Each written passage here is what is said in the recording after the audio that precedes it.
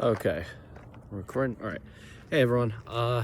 With New Year's coming up, I want to do a really quick video here while I'm out getting my steps in the cold dark.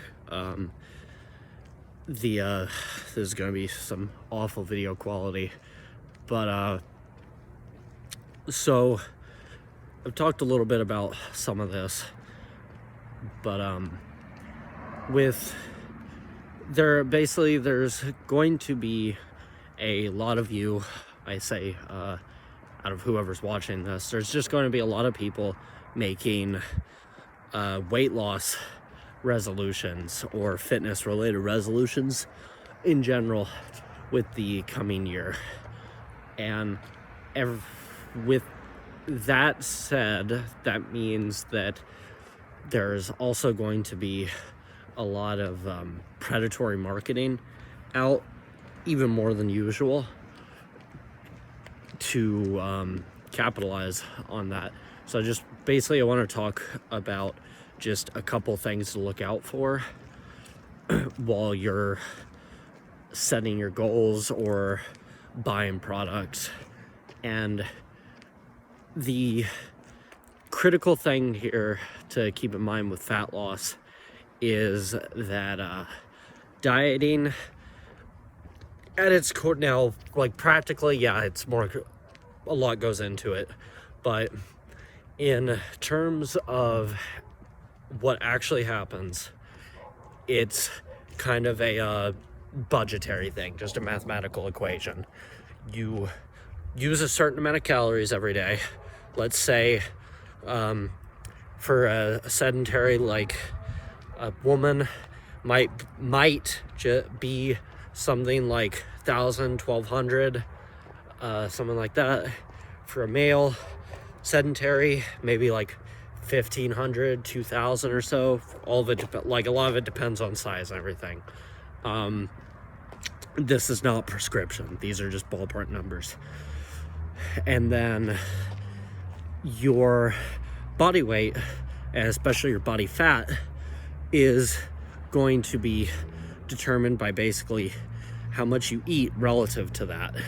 If you eat less than the amount of calories you use in the day, that energy to perform work has to come from somewhere. That being, for the most part, your body fat stores. That's what they're for.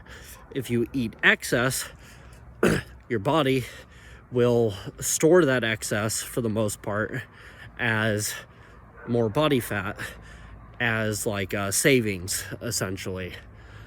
So the reason I explain this is because there's going to be a lot of marketing, there always is, about bunch of miracle cure BS, like fat loss teas, special types of cardio, like doing interval training instead of like easier cardio, sweating a bunch, short circuit things, doing a bunch of crunches, doing a bunch of whatever to get rid of fat from a specific area of your body, which you can't do to any degree we can measure.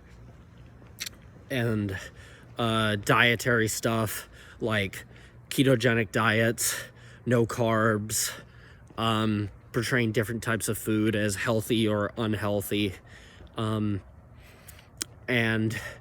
basically it's all a bunch of BS. All you actually need to know is, well, all the basics of what you actually need to know is eat less calories than you're using, you'll lose weight. Now, of course, it's like you're gonna want more information than that. That's beyond the scope of this video. There's all sorts of stuff. Eating more fruits and vegetables, eating more proteins, diet drinks, like as in like diet soda and stuff, not like slimming teas or anything. Stuff like that. Again, beyond the scope of this video, and if you have more specific questions, feel free to ask me and I can either answer them or point you in that direction. But the crux of all that is basically just BS. And the problem with it is, like some of those diets, for example, actually do work. The slimming teas and stuff, no, not at all. But like keto, for example, as a diet, or as any trendy diet applies, will work because, yeah, if you have a standard American diet with a whole lot of sodas and like sweets and stuff, no judgment here, I'm just saying, like, just the numbers here. If you suddenly cut out sugars, you're cutting out, like, let's say 200 grams of sugar a day. A gram of sugar is, well, like a gram of carbs, which is sugars are a type of, that's 4 calories. If you're having 200 grams of sugar a day and you just cut out sugars and just start eating fats instead, which do have a satiating effect, but yeah, you just cut out 800 calories a day. So of course you are gonna lose fat, which means it's not necessarily a bad thing. I don't have anything against like keto or any particular diet necessarily, but then if you look at it as like a quick fix, you lose a bunch of weight really quickly, especially because some of them make you just drop a bunch of water weight, and then eventually you go back to your normal diet, then like you just lost all that because you weren't built given sustainable habits. And just to kind of keep beating that dead horse, like sugars or any given food isn't like good or evil or like healthy or unhealthy. Like there's a lot of foods with health benefits. There's a lot of foods that don't necessarily have as many benefits, but it all comes down to like as a tool. Like for me, I'm a fitness freak and all that, but I still have snacks sometimes. I just had a bowl of like breakfast cereal a minute ago because I'm active and it just happened to fit into my calories and like I wanted it.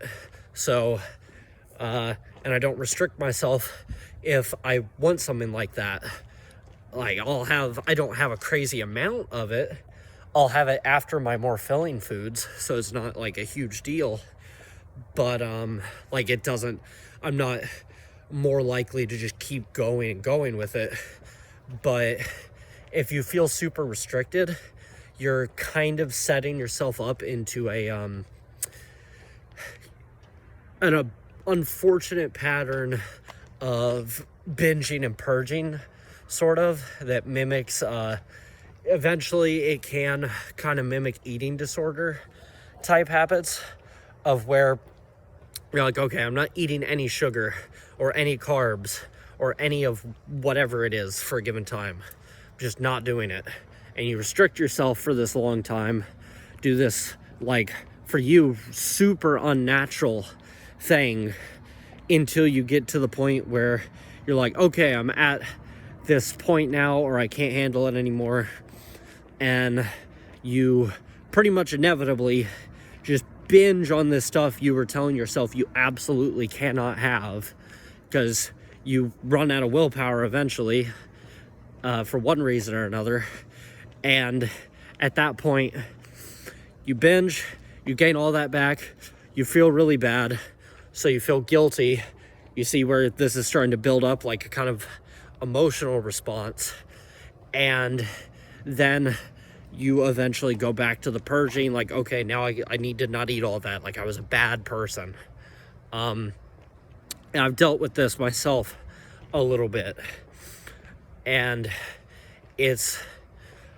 I'm not, again, this video is not meant to give you a suggestion or prescribe you a diet plan. This is literally just this video is just basically stay away from New Year's predatory marketing is all. So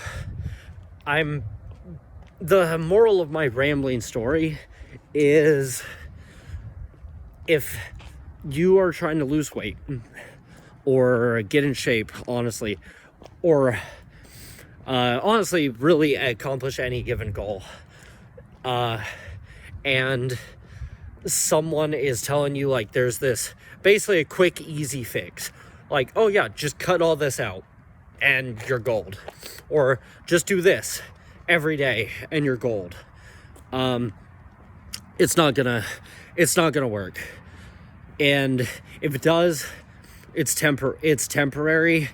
And while you could be the exception, you could be the person that's like, oh yeah, keto, screw sugar, carbohydrates are the devil, they'll give you inflammation or whatever.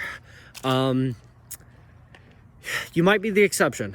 You might go on that diet, you might stick with it forever, or do it long enough, lose your weight, and then start a sustainable diet with reasonable calories and physical activity afterward, and maintain a healthy weight for you mentally and physically for forever.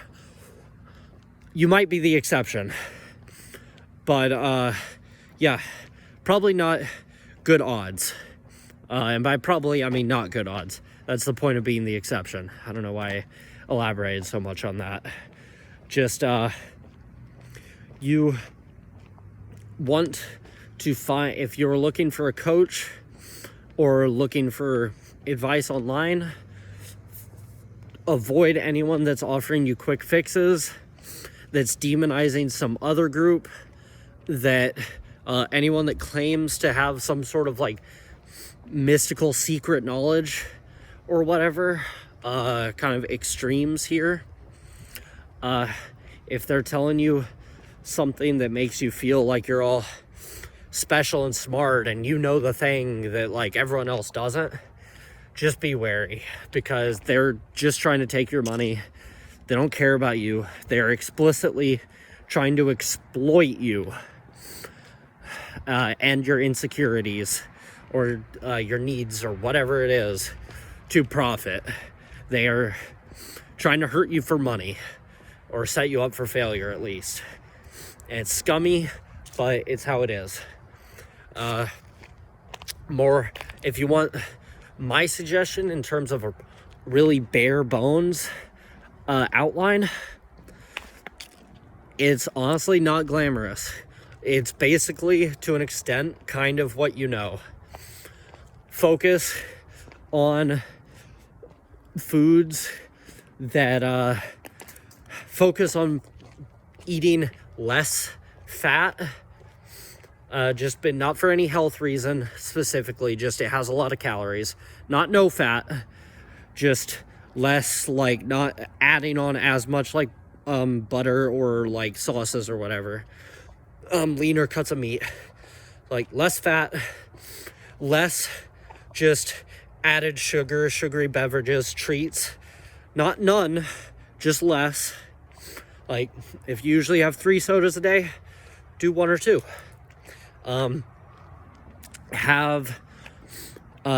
Try to get more protein and more fiber in your diet, which means more fruits and vegetables. Eat more fruits, eat more vegetables, eat more meats with as little like as little like extra fat and sugar and stuff added to them as you can. Just high fiber, high protein. That'll help you feel more full. Get some sort of step tracker. I have, for me, I just have this little watch, like a kind of smartwatch thing. It does a whole bunch of stuff, but one thing it does is it like tracks my steps with my arm swing. You can get something like that, or just like a cheap pedometer or step tracker, super easy to find. Get something like that. Aim, like figure out, like wear it for a few days, see how many steps you get throughout your day without trying to, like without doing anything specific, And then try to, if you're not at like 7,500, try to get up to that. If you are, try to get to 10,000. If you're at 10,000 already, and you want some extra credit, and it's not like try to slowly work up to 15,000. And then like if you're really bored, like if you have a bunch of time and you can fit, like you don't mind, like you could get used to like pacing like I'm doing while you listen to videos and stuff like that. 20,000 could be cool if you're already like up there, or if you get there and you feel like you could do more. Past that, it's like it wouldn't hurt. It probably, depending on how heavy you are, wouldn't like kill you or hurt you to do more than that. But like past that point where I'm not gonna say like, yeah, try to work up to walking like for 4 or 5 hours a day. Yeah, just try to get your steps. Just try to add more to where you're at. It could just be like literally anything. I just pace in my living room or outside or go for a walk or something while I'm listening to YouTube videos, for example. It took a while to get used to that, but I did eventually. Try to figure out a way to improve your sleep. If you're not getting 7+ hours of sleep a night, you already know, like, yes, I know, like, it's easier said than done. You might have actual insomnia or something like that. If you do, like, you could, of course, see your doctor.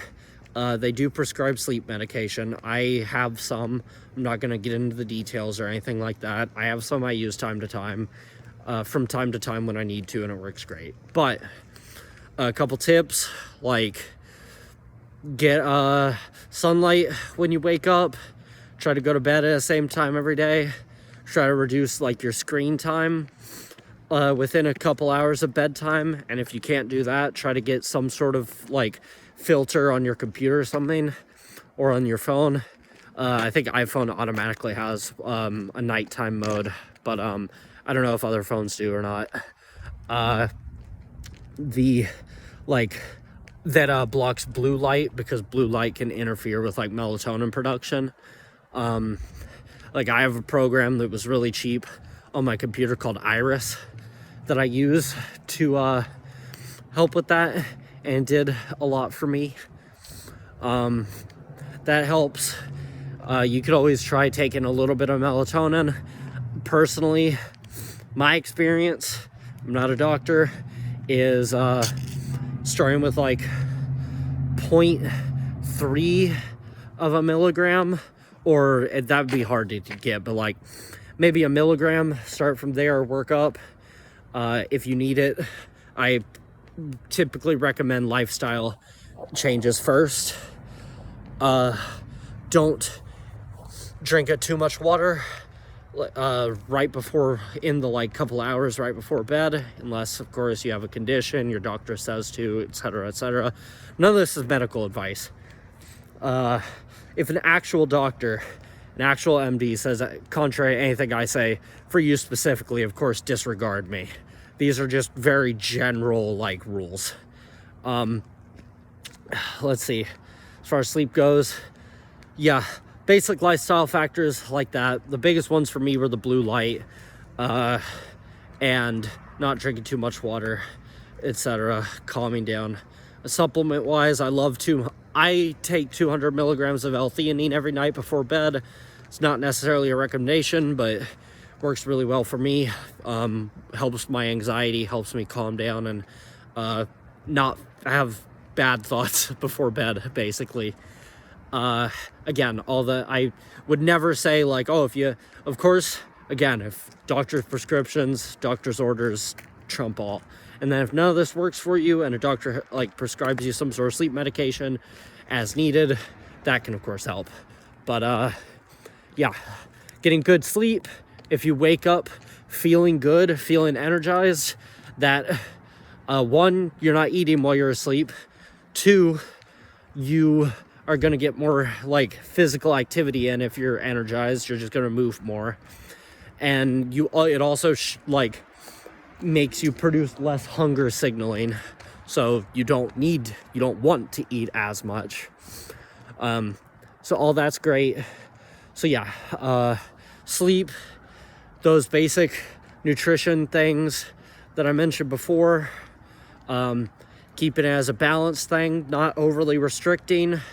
Talk to a doctor or actual registered dietitian if you have any sort of health conditions. Always talk to a doctor first. I say dietitian because those are the people who have they're the only ones allowed to prescribe legally.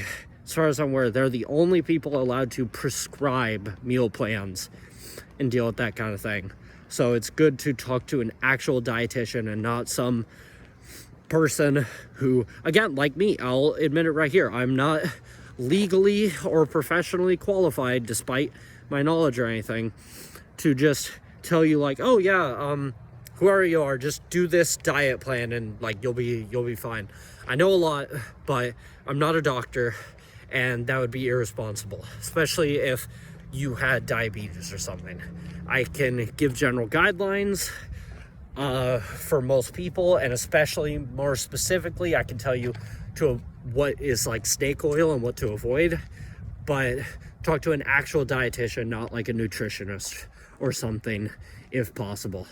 A lot of nutritionists are fine, but there's also a lot of people that just get some sort of certificate or whatever, or they get a bachelor's and they just kind of use that to peddle stuff. So let's see. Yeah, so that's the main thing. On the physical activity along with steps, there's of course, like if you want to, there's basic exercise programs you can find. I can help you find some of that, or I can give you some general recommendations of my own, but they're not necessary as far as fat loss goes, because this video is not about muscle building or strength or anything like that. As far as fat loss goes, steps are great because you don't have to do any extra stuff.